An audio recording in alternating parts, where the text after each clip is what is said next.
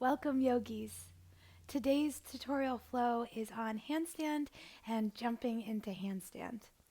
We'll need some wall space to play with, and if you have a block, a thick book, maybe stack of papers, or just something to lift your hands up off the floor, that would be wonderful. We're going to jump right into things today, so if you feel that you need to warm up a bit, take 3 to 5 rounds of Sun A just to get the blood flowing, muscles charged on so we're ready to go. Grab your stuff, grab some energy, and let's do this.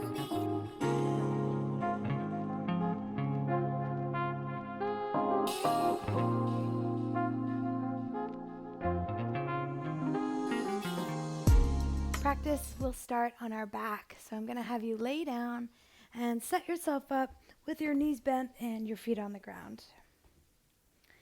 Observe that there should be some space underneath your low back, right? That is natural. That's working with the natural curves of your spine, so that space is meant to be there. For our purposes, we're going to ground to the belly button and try to close off that space. We'll start by lifting the feet off the floor and getting the shins parallel to the ground. Reach your arms towards the top edge of your mat, lift head, neck, and shoulders, and observe that that space should have gone away. If it's still arcing, lift more, maybe even hold behind your legs to give you a little assistance. Now we're just going to stay and breathe here, squeezing the legs in, drawing the navel down towards the ground, and reaching beyond the fingers. Breathe easy here for 3, for 2, and 1. Lower down, bring your knees to your chest. Now we're going to take 2 more rounds of this. I'm going to scale up every round we do. So if you want to stay with this version, please do. Let's come back to that starting position with the shins parallel to the ground. Reach for the top edge of your mat. Head, neck, and shoulders will lift. And if you're ready to go a step further, maintaining the pressure down through the low back, extend the legs. Now the legs can come down any degree, but we want to make sure wherever we land, we still have this smooth and grounded attention in the low back. Squeeze your legs in, stay firm and tight for 3, for 2, and 1.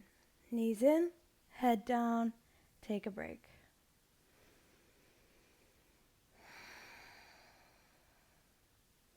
Only go as far as you're ready to go.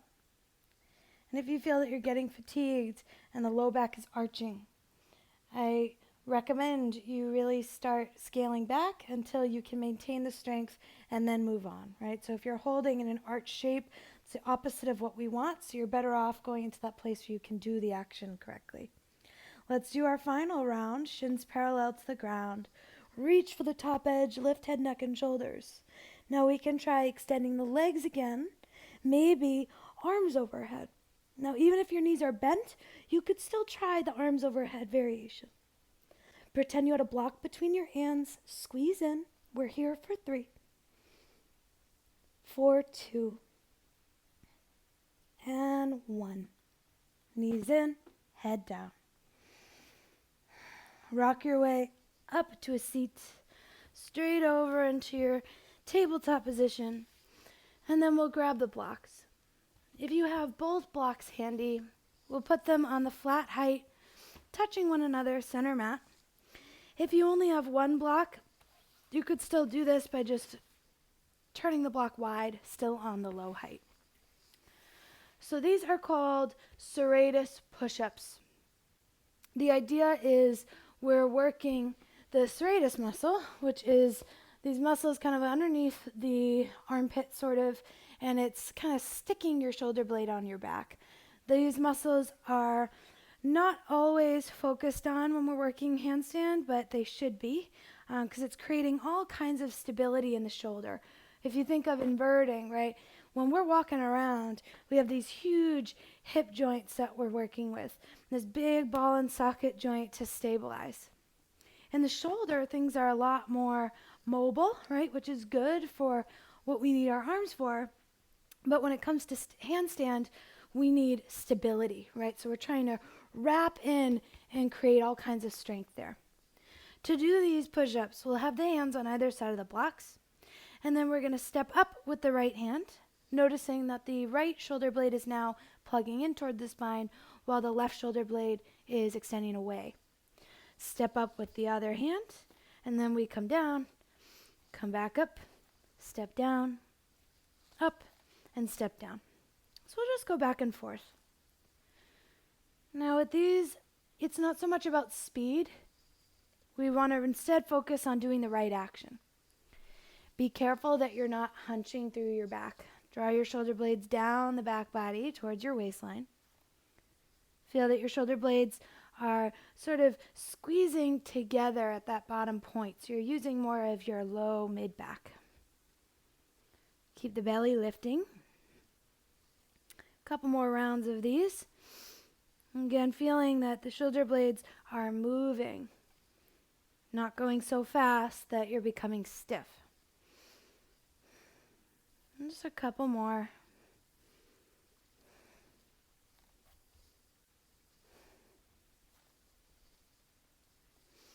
All right. We'll come off the blocks, move those over to the side. Spread your fingers and let's lift back to downward facing dog. Push through the ground. Feel the elevation of the shoulders.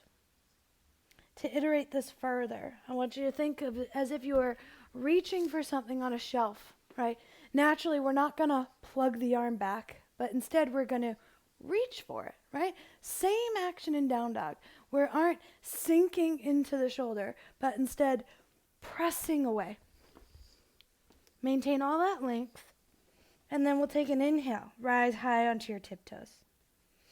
Bend your knees as if you were going to jump, but we're not going to jump quite yet. Load the legs, sink your butt way back. Straighten the legs, come up onto tiptoes. Again, sink your hips back, bend your knees.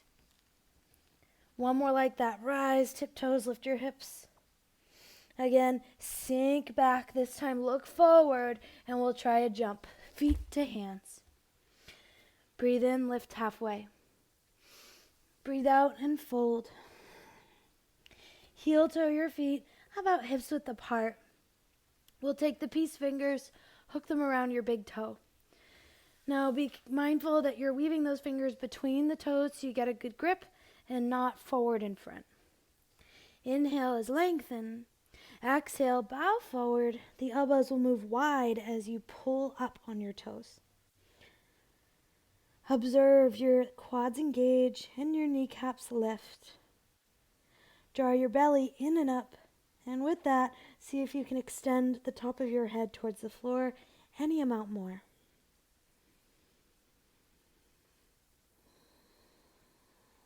Continue to breathe. When it comes to handstand, the more open your hips and hamstrings are, the easier it is to get your hips over your shoulders, which is the key to finding the balance. Your legs are going to want to go up and overhead the moment your hips get in place. So stay committed to this posture. Just a few more breaths.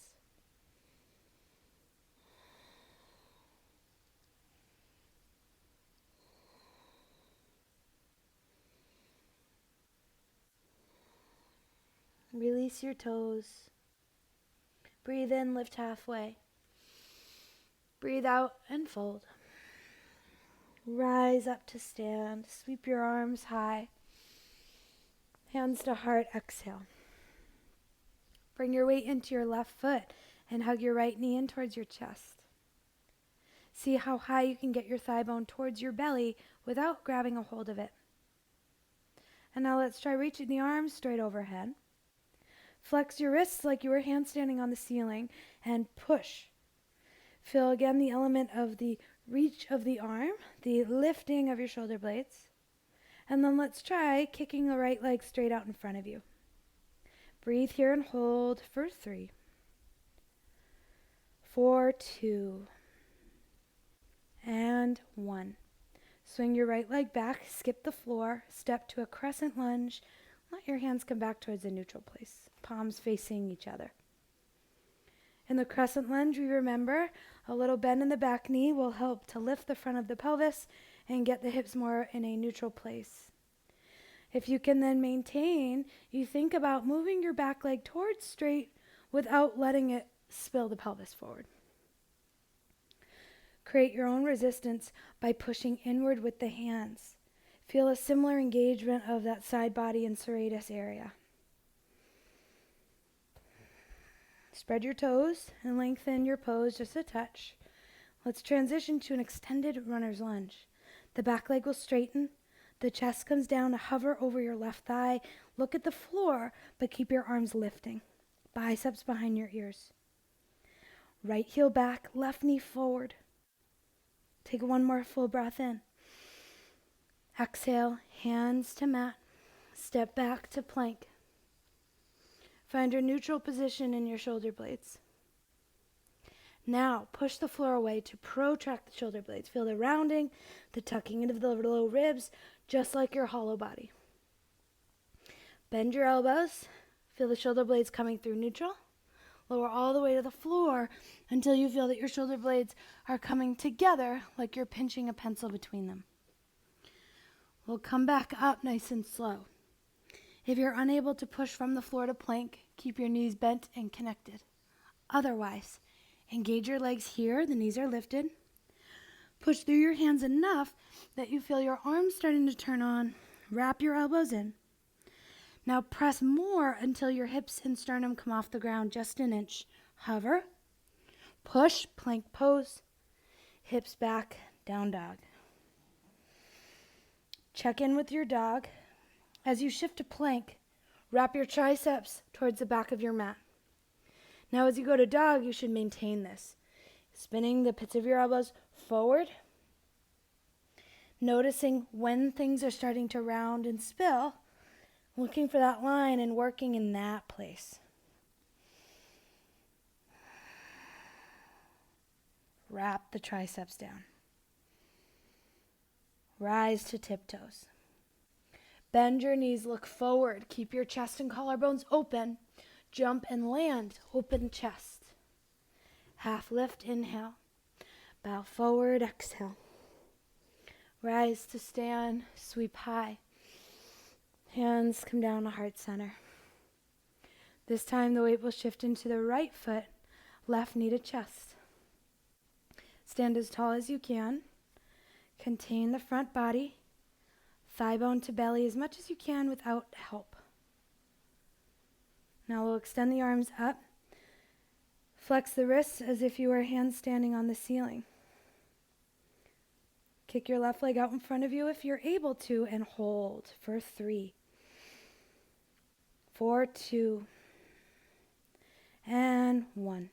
Left leg will come down to hover above the floor. Step back, crescent lunge. Let your wrists come back towards a neutral position. Palms face one another. Explore the bend in your back knee to get your pelvis neutral. And then if you're able to, you work the back leg towards straight to open the quad and open the hip flexors. The psoas muscle is an important muscle for control in our handstand. It's the muscle that connects the upper and lower body. So by extending the leg out in front, we're starting to educate that muscle, turning it on and activating.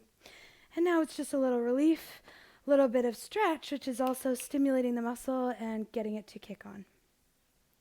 Shift to an extended runner. Straighten your back leg, reach forward but hover over your front thigh. Wrap your right hip back and squeeze your glutes. Send your front knee and your back heel in opposite directions. And can you lift your arms a little more? One final breath in. Float your hands down to the mat. Step back, downward facing dog. Again, be mindful of the rotation of your arms. If you need to check in, shift forward, wrap the triceps back, and then sink back.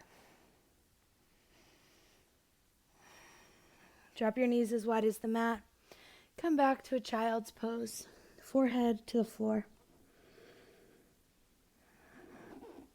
Tent your fingers on the mat to give your wrists a little stretch and also help to open the shoulders a little more. Ground.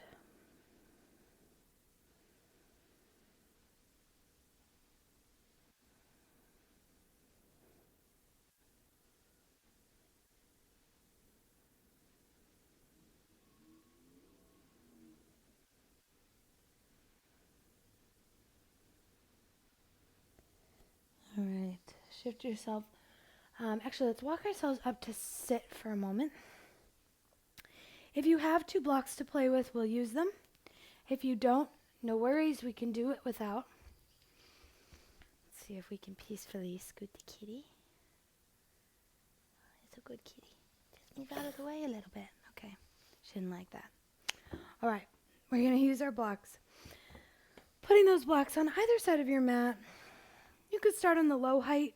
The higher the blocks get, the more challenging this next thing will be. So we'll want those next to us. Give yourself a little bit of room, so kind of maybe a little bit forward of halfway along the mat.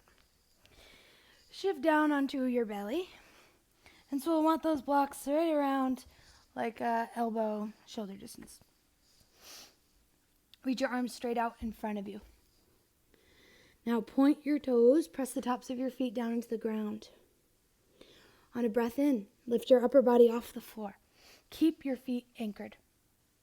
Swim your arms back to come up and over the blocks, palms will face one another. Up over the blocks, palms face one another as they come forward. So we'll swim them back and forth. Arms stay straight the whole time, lifting over the blocks and rotating through the arm bone. Stay with it, couple more rounds. Active legs. For 3, 2, and 1. Lower down, cheek to floor, relax.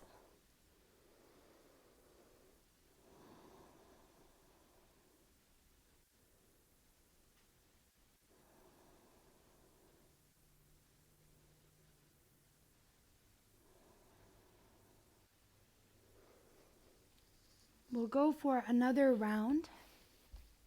If the height of the blocks was easy, you can try bringing it up a notch. And then once again, we'll start with the arms straight out in front. Bring your legs together, point your toes, and press down through the tops of your feet. Kneecaps are lifted, so the legs are active. Breathe in, lift your upper body off the floor. Swim the arms back, palms face one another. Up and over, bring them forward. Swim them back and forward. Keep moving. Don't worry yourself too much with the pace, but find good work in the back. Notice how the engagement changes in the direction the arms are reaching. Keep on going. For 3, for 2, and 1. Drape your arms down. Bring cheek to the floor and relax.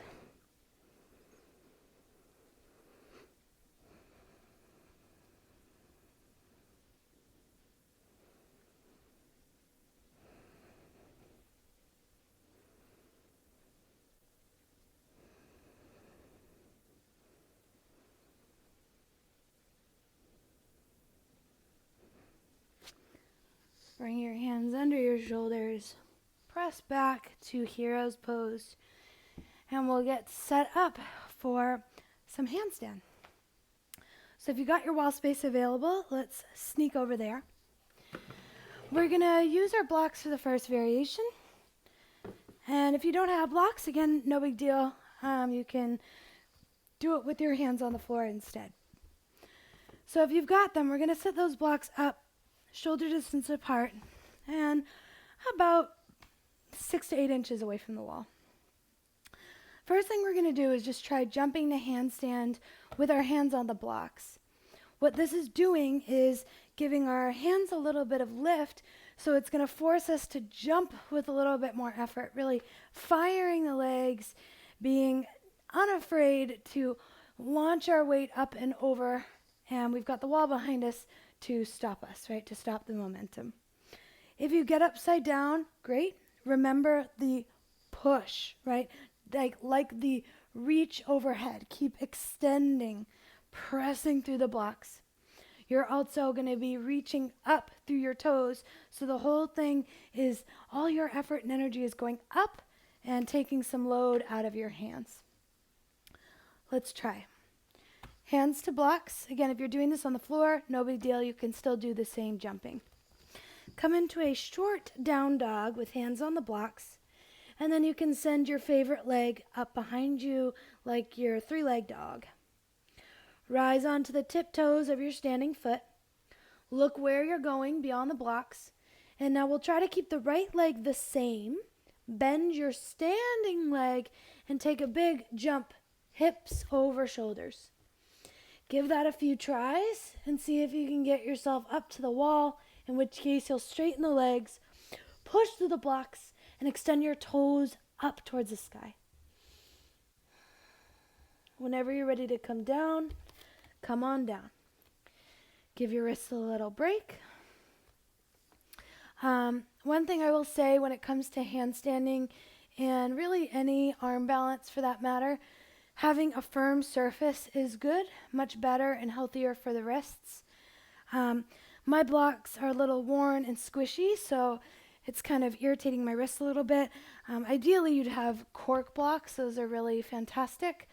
I also have a friend, Dom LaRosa, that makes some blocks out of wood, so you could check him out and maybe get some from him, support somebody local. All right, let's try it again, yes? Hands to blocks. Whatever your favorite leg was, this time we're going to use the other, so send the opposite leg high. Again, look beyond where you're going. Rise up onto the tiptoe of your standing leg. You'll bend the knee and jump. So I want you to try to keep that left leg lifted and just bring all the power into the standing leg. If you really need a little hoist, you could try to see if it's going to help bring you up there, but I wouldn't create too much of a habit of doing that. Push the floor away. Feel the lift. Keep reaching the toes up the wall. Breathe. When you're ready, come on down. Okay, put your blocks off to the side. I'll show you the next variation we're going to do.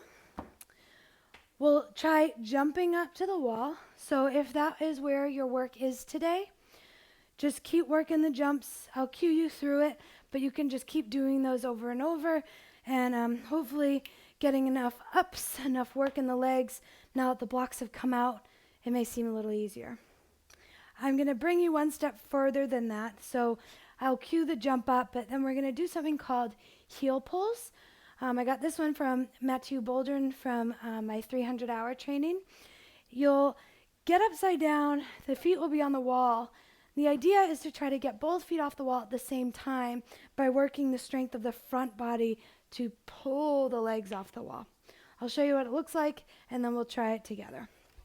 Hands are going to be set up same distance, about that 6 to 8 inches from the wall. Come up into your short down dog. Use your favorite leg, send it up, and take your jump. Right, push through the floor, bend your standing leg. A vertical hop, hips up over shoulders, and then you'll find both feet to the wall. Point your toes, and we're going to try to lift the feet off the wall, pulling them off at the same time. You might find a little bit of hover time. Keep working it. Feel the stack of joints, the gripping of your fingers to help you stop the momentum. Come down when you're ready. So what I mean by that is your wrist flexes. You've got all 5 fingers to help stop you. So when you're upside down, you feel like your weight is going towards the wall. A little push through your fingertips, that little bit of pressure is going to help to course correct. Right, it's only tiny little inches that we're playing with. The more you can get the body stacked, the more efficient that is, the easier it is for the body to actually stay in that shape. So let's try it together. Again, you don't necessarily have to find any actual balance time. It's just the work of getting the feet off. If you fall down, just kick right back up and keep trying. So let's take the hands down to the floor. Come into your short down dog. Send a leg up. Look where you're going beyond the hands. Bend the standing leg and try a few jumps to get up onto the wall. If you're up here, point your toes and bring your legs together. Squeeze your glutes and try getting the toes off the wall, both feet off the wall at the same time. Notice if you shift your gaze a little more forward, even shift your shoulders a little bit over your knuckles, that might help you to stack the weight more efficiently. Keep working the pulls. If you fall down, no worries, just hop right back up there. Keep working it a little bit more.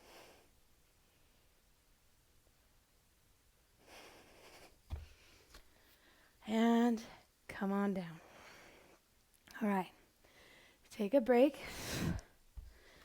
This is a really good exercise to keep in your arsenal. You could practice that by setting a timer for a minute, and even if you fall down, just jumping right back up and just keep working it for your full minute and do a couple rounds. For today, I'll show you the next drill, which is really similar. We're going to get up on the wall, but instead of the heel pulls, which is more of a strengthening thing, we're just going to try bringing a leg out and seeing if we can sort of hover the other leg off. For this variation, we're going to turn so we're facing the wall. So you'll spin yourself around, hands to the floor. You're going to walk your feet up the wall, and then you could bring your hands in a little bit. Extend your legs and bring them together. And now we're trying to pike the hips back a little bit so we feel it come over the shoulders. Take one leg off the wall, and then we'll just try switching the legs. If balance is a little tricky, right, you want to ditch out to the side. That might be a good thing to practice a couple times if you're feeling unsure.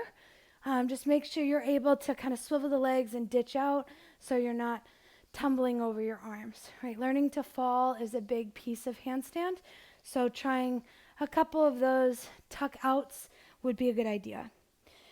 You may find that as you do those little marches that both feet come off, you get a little bit of balance time. That would be ideal. Otherwise, we just keep working the marches. So let's do a round together. Set yourself up facing away from the wall. If you feel like even the marches are too much, just hold that L shape, right? You don't even need to move the legs. Just stay on the wall and just feel a little low to the arms, the push to the floor. Alrighty. Hands to ground. Come up like a down dog. Put 1 and then 2 feet on the wall and crawl your legs up. So again, you could stay in a diagonal here or bring your hands in a little more. Look down at the ground. Point your toes. Pike the hips a little bit. And we'll try taking a leg off and switch. Switch and switch. Maybe a little lighter taps on the wall. Maybe a little hover time. Play with it. Keep working. 5, 4, 3, 2, and 1. Come on down. So those are your 2 drills. If you want to play with those more, both of those are good for setting like a 1-minute timer. You could put that phone, your stopwatch, down on the floor so it's easily available to you. Keep working it, take a peek at the timer, and when that minute is up, come down and try a couple rounds. You'll want to give your wrists a little rehab, so we can interlace the fingers and make little figure 8s here. Make sure you work both directions. You can also just simply swirl the wrists around a little bit, open, close, give them a little wiggle and shake out. As always, take a little rest when you're done. You can hang out on your back in a traditional corpse pose or take your seated meditation to close out with mindfulness. Thank you again so much for tuning in. Namaste.